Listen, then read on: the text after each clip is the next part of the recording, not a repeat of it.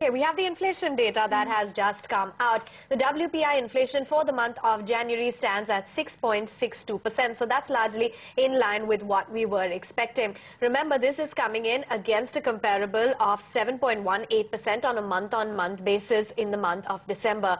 Just to point out that, by the way, inflation is below the 7% level for the first time since November 2009, when it stood at a level of 4.73%.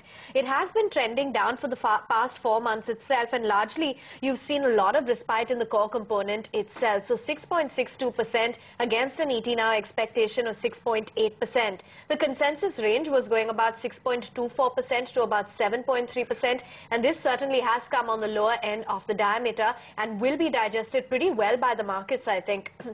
So give it a bit of time and you probably will see a strong reaction in particularly the rate sensitives as well as the frontline index.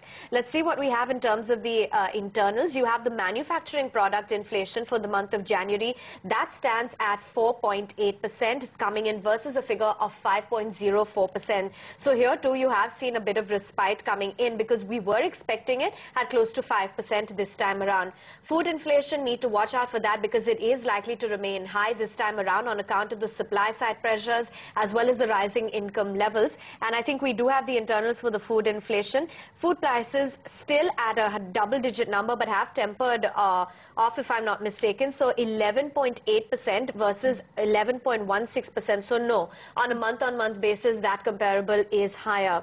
You've got the fuel and power group inflation. That has seen a downtick, 7.06% versus a figure of 9.38%.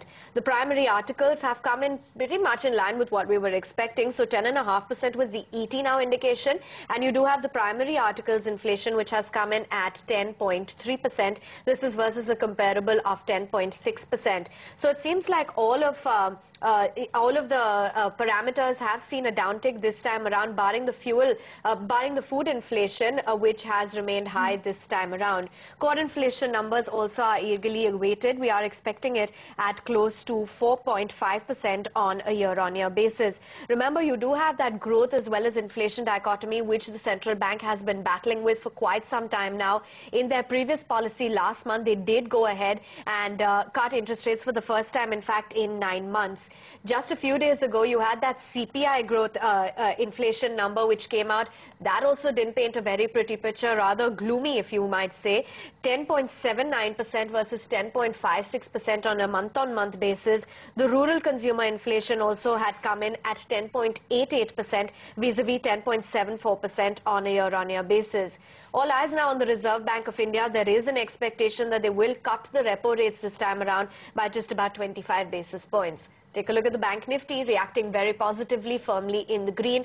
Want to pull up all of the sectoral indices as well. That's the banking index also, which is higher by 0.3%.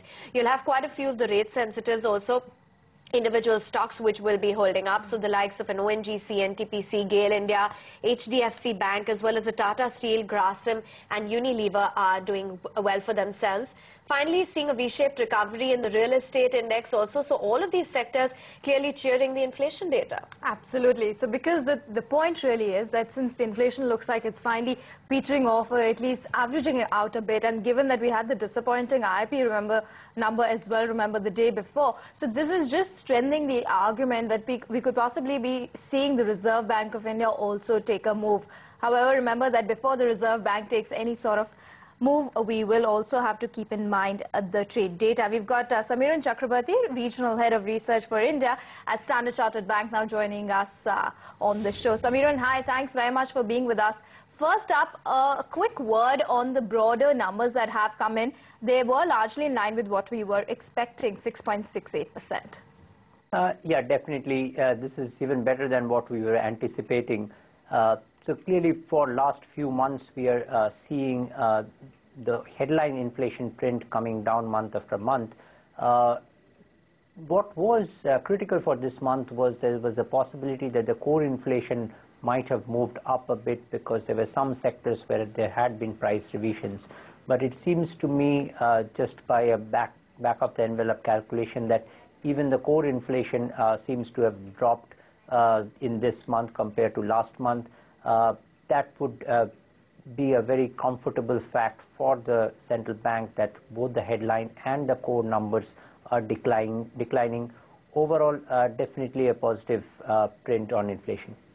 Positive print and a positive reaction coming in for the market. So let's also get in Funny Shekhar, who now joins in from Angel Broking. Funny, given the erratic nature of the IIP numbers, I think the markets completely discounted that. But what they were keenly watching out for was the WPI inflation print. It clearly seems to be pleasing us today. Yes, and below 7% for after a very long time is a good number, and the markets are now firmly discounting a 25 basis point cut in March.